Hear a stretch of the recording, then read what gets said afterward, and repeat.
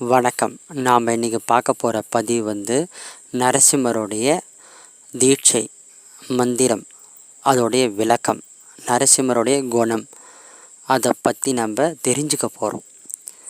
மந்திரம் ரகசிய முறையாக நேரில் தான் கொடுக்கப்படும்.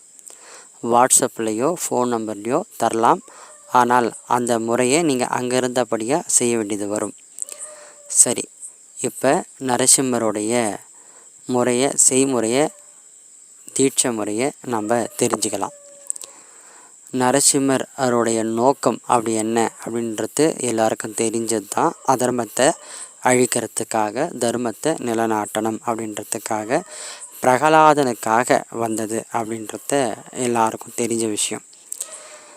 அதில் தெரியாத விஷயங்கள் 2 இருக்குது. அதில் ஒன்று மட்டும் இப்போ சொல்கிறேன். பிரகலாதனுக்கு கொடுத்த வரம் அப்படி என்னன்னு கேட்டேன்னா, உனக்கு என்ன வேணும்னு கேட்டதுக்கு, எனக்கு உங்களுடைய அருள் பார்வையே எனக்கு போதும் அப்படின்னு கேட்டுக்கிட்டாரு. இன்னொரு வரம் அப்படின்னு என்னன்னு கேட்டேன்னா, இதே மாதிரி பூலோக மக்களுக்கு யார் துன்பத்தில் இருக்கிறாங்களோ, உள்ள தூய்மையோடு கூப்பிட்றவங்களுக்கு இதே மாதிரி சன்னத்தில் போய் அதர்மத்தை அழிக்கணும் அப்படின்ட்டு பிரகலாதன் கேட்டதுனால, இன்றைக்கும் தர்மத்துக்காக கூப்பிட்றவங்களுக்கு நரசிம்மர் போய் அந்த அதர்மத்தை கண்ணுக்கு தெரிஞ்சோ தெரியாமலேயோ மறைமுகமாகவோ அவர் வேலையை செஞ்சுக்கிட்டு தான் இருக்கிறாரு. தீட்சை எடுத்துறவங்களுக்கு, தீட்சை எடுக்காதவங்களுக்கும், பக்தி பேரில் கூப்பிட்றவங்களுக்கும் அருள் தந்துக்கிட்டு தான் இருக்கிறாரு. ஒரு சிலர் நரசிம்மருடைய உபாசனை வாங்கி அதில் முழுமையாக அருள் கிடைக்காம பாதியில் கைவிட்டவங்க, இது நம்மளுக்கு சரியான அருள் கொடுக்கல அப்படின்றவங்களுக்கு இது எதனால் அந்த மாதிரி ஏற்படுதுன்ற விளக்கத்தையும் சொல்லிடுறேன். ஒரு தெய்வத்தை நம்ம வணங்குறோம்னா அந்த தெய்வம் நம்மளுக்கு துணையாக இருக்கணும். அந்த தெய்வத்துக்கு உங்களை பிடிக்கணும். அந்த மாதிரி இருந்தால் மட்டும்தான். தெய்வத்துக்கு என்னை பிடிக்காதா அப்படின்னு கேட்டோம்னா, தெய்வம்னா எல்லாருக்கும் தான் பிடிக்கும். ஆனால் நம்ம செய்த கர்மா தெய்வத்தோடைய தொடர்பை துண்டிக்கும். அதான் வர பிரச்சனை.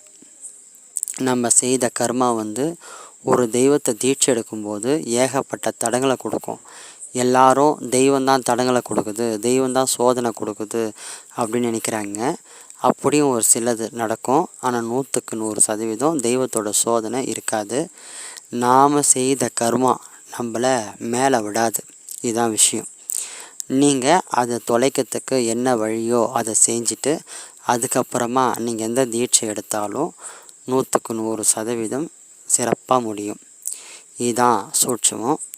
அதனால் தானம், தர்மம், யோகம், யாகம் இந்த மாதிரி வளர்த்தும்போது அன்னதானம், அனாதைங்களுக்கு, ஒரு சில ஏழைங்களுக்கு உங்களால் முடிஞ்ச உதவியை செஞ்சிங்கன்னா திருமாலுடைய அனுகிரகம் ரொம்ப சீக்கிரத்தில் கிடைக்கும். எந்த தெய்வம் வணங்கினாலும் நீங்கள் தான தர்மங்கள் செய்கிறது ரொம்ப நல்லது.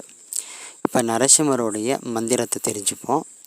நரசிம்மருடைய மந்திரம் அப்படின்னா, நம்ம கையில் என்ன மாதிரியான மந்திரம் இருக்குதுன்னா, யாருக்கும் கையில் இல்லாத பழைய ஏடுகளில், ஓலைச்சுவடிகளில் இருக்கப்பட்ட சித்தர்கள் கைக்கிட்ட இருந்த மந்திர முறை நம்மக்கிட்ட இருக்குது.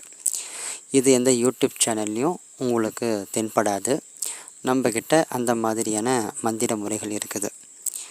இது நல்லவங்க கைக்கு தான் சேரணும் அப்படின்றது என்னுடைய விருப்பம். அதனால் உத்தரவு பேர்லையும் உத்தரவு கொடுத்தால் அவங்களுக்கு தான் இந்த தீட்சை முறையை சொல்லப்படும்.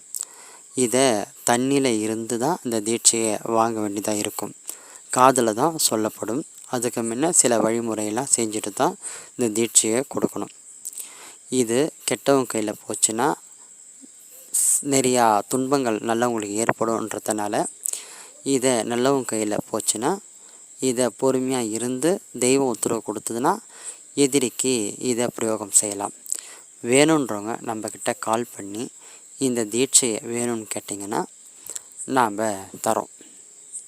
வேணுன்றவங்க கால் பண்ணுங்கள்.